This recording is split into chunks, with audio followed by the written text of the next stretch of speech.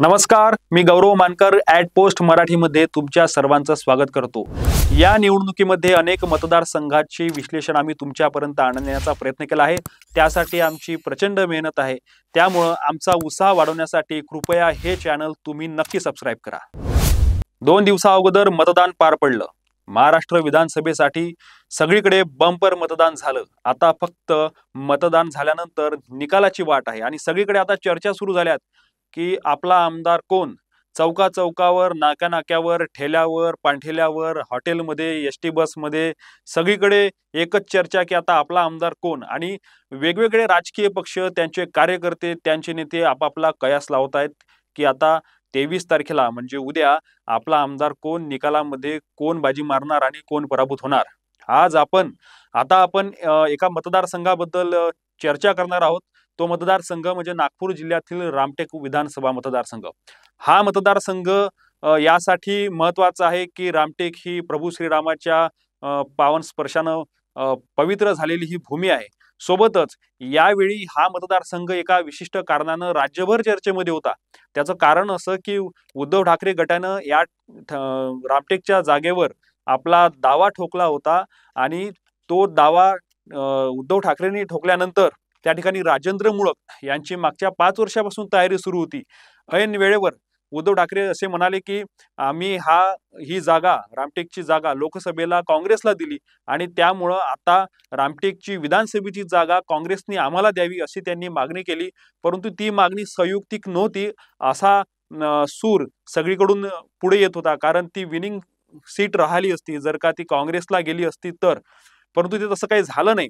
शेवटी अनेक बैठकीच्या फेरी झाल्या, मुंबईपर्यंत प्रकरण गेलं, दिल्लीपर्यंत प्रकरण गेलं आणि शेवटी ही जागा उद्धव ठाकरेंना सुटली आणि ती देण्यात आली।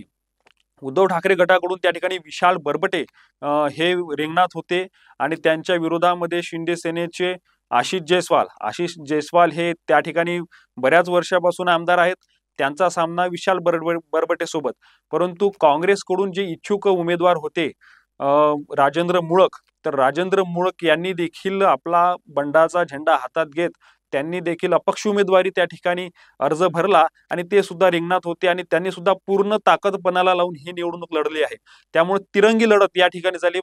आता आम्ही काही ठिकाणाहून माहिती घेतली, रामटेकमध्ये नागपूर जिल्ह्यातून सगळ्यात जास्त 71.80 इतकं मतदान झालं आहे, जे आजपर्यंत रामटेकमध्ये कधीच झालं नाही असं मतदान या ठिकाणी झालं आहे। त्यामुळे हे वाढलेलं मतदान कोणाच्या पारड्यात जातं आणि याचा कोणाला फायदा होतो, कोणाला नुकसान होतं हे बघणं आता आपल्याला सगळ्यात महत्त्वाचं आहे। परंतु काही अंदाज आपल्याला त्या ठिकाणी बांधावे लागणार आहेत की कोणते महत्त्वाचे घटक त्या ठिकाणी कारणीभूत ठरले आहेत आणि कुठले महत्त्वाचे घटक कोणाच्या पराभवाला जबाबदार राहणार आहेत याविषयी सुद्धा आपल्याला या ठिकाणी चर्चा करावी लागणार आहे। आम्ही काही लोकांशी बोललो आणि त्यांचं म्हणणं असं आहे की कधी नव्हे इतकं या ठिकाणी मतदान झालं आणि हे सगळं झालेलं मतदान आहे हे जवळपास लाडकी बहीण आणि हिंदू ह्या 2 मुद्द्यांवर हे मतदान भाजपच्या म्हणजेच महायुतीच्या पथ्यावर पडू शकतं असं त्यांचं म्हणणं आहे। परंतु राजेंद्र मुळक यांनी देखील पूर्ण ताकद पणाला लावली। मागच्या 2 ते 3 दिवसांमध्ये सगळ्याच पक्षाकडून पैशाचा महापूर त्या ठिकाणी झालेला आहे। घरोघरी बचत गटांच्या माध्यमातून, कार्यकर्त्यांच्या माध्यमातून, बूथ लेवलच्या माध्यमातून अतोनात पैशाचा महापूर रामटेकमध्ये झालेला आहे। केवळ रामटेकच नाही तर महाराष्ट्रातल्या प्रत्येक मतदारसंघाची ही स्थिती आपल्याला दिसून येत आहे। आपण अनेक मतदारसंघाचा या ठिकाणी आढावा घेऊ। आपण जर बघितलं तर आशिष जयस्वाल, राजेंद्र मुळक, विशाल बरबटे, चंद्रपाल चौकशे हे मुख्य, त्याच सोबतीला सचिन किरपान हे यांची देखील भूमिका या ठिकाणी महत्त्वाची राहणार आहेत। कारण सचिन किरपान यांनी आदिवासी समाजाचे, कारण ते काँग्रेसकडून एक सभापती म्हणून ते या ठिकाणी पुढे आलेले होते आणि त्यांनी सुद्धा काँग्रेसचे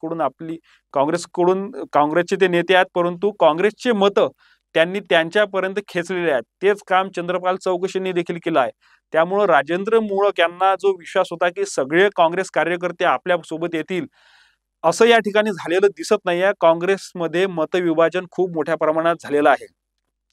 तीच बाजू जर का दुसरीकडे आशिष जयस्वालांच्या बाबतीत बघितले तर आशिष जयस्वालांसोबतचा मित्रपक्ष म्हणजे भाजपाकडून 2014 ते 19 या दरम्यान तिथे आमदार म्हणून मल्लिकार्जुन रेड्डी होते आणि मल्लिकार्जुन रेड्डी यांची 2024 ला तिकीट कापण्यात आली। त्यामुळे ते नाराज होते। भाजपा पक्षश्रेष्ठीनं त्यांच्यावर कारवाई निलंबनाची कारवाई देखील केली. 6 वर्षासाठी त्यांना निलंबित करण्यात आलं. त्यामुळे राजीनामा सत्र त्या ठिकाणी रेड्डींच्या माध्यमातून कार्यकर्त्यांपर्यंत ते पोहोचण्यात आलं आणि ते काम झालं. त्यामुळं जयस्वाल विरोधात रेड्डी हा सामना तर अगोदरपासूनच होता, पण त्याला आता जोड पुढे रेड्डी आणि जयस्वाल यांचं काम केलं नाही अशी माहिती आहे. आणि रेड्डी यांनी सोबत तर ते फिरलेच नाही जयस्वाल यांच्यासोबत, परंतु त्यांचा छुपा पाठिंबा हा राजेंद्र मूळक यांना असल्याची माहिती आहे. त्यामुळं आता रेड्डींचे मतं किती, रेड्डी आता मूळक यांना किती मतांपर्यंत फायदा पोहोचवून देतात हे देखील बघणं या ठिकाणी महत्वाचं राहणार आहे. त्याचप्रमाणे चंद्रपाल चौकशे आणि सचिन किरपान यांनी देखील मूळक यांचे मतांमध्ये विभागणी करण्याचा खूप मोठा वाटा यांचा राहणार आहे.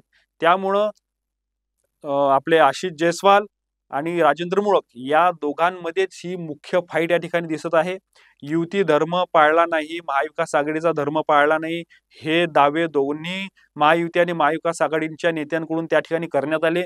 खास करून महाविकास आघाडीमध्ये शिवसेना गटाचे, उद्धव ठाकरे गटाचे जे काही नेते आहेत ते काँग्रेसवर मोठ्या प्रमाणात या ठिकाणच्या घटनेवरून नाराज आहेत. त्याचं कारण असं की या ठिकाणी रामटेकचे खासदार काँग्रेसचे श्यामकुमार बर्वे आणि सुनील केदार यांनी जाहीर पाठिंबा बंडखोर उमेदवार राजेंद्र मूळक यांना दिला आणि त्यांनी सुनील केदार आणि श्यामकुमार बर्वे यांनी राजेंद्र मूळक यांना पाठिंबा दिल्यामुळं शिवसेनेचे नेते नाराज झाले आणि ही सगळी घटना दिल्लीपर्यंत पण गेलेली आहे आणि मुंबईपर्यंत पण गेली आहे. त्यामुळं येणाऱ्या काळामध्ये राजेंद्र मूळक यांच्यावर 6 वर्षाची निलंबनाची तर कारवाई झालेलीच आहे, परंतु सुनील केदार आणि बर्वे यांनी जो काही पाठिंबा शिवसेनेच्या उमेदवाराला न देता राजेंद्र मूळक यांना दिला आहे त्याचे परिणाम याच्या काही दिवसामध्ये नक्की दिसणार आहे.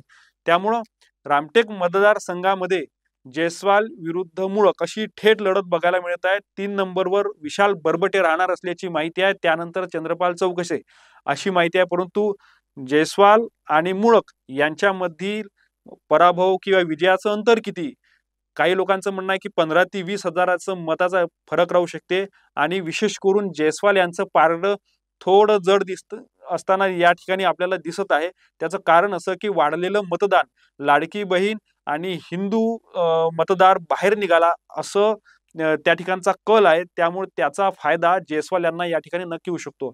त्यामुळे आपण आता पुढेच बघू शकतो की कशा पद्धतीनं आता निकालामध्ये कोण पुढे राहतं, कोण मागे राहतं, कोणाला किती फटका बसतो, कुठले घटक कुठल्याही विजयासाठी आणि पराभवासाठी कारणीभूत ठरू शकतात हे आता आपण उद्याच बघू शकतो. आमचा हा व्हिडिओ तुम्हाला कसा वाटला, तुमचं काय आकलन आहे या मतदारसंघाविषयीचं ते आम्हाला नक्की कमेंट बॉक्समध्ये कळवा आणि आमचं चॅनल सबस्क्राईब करा.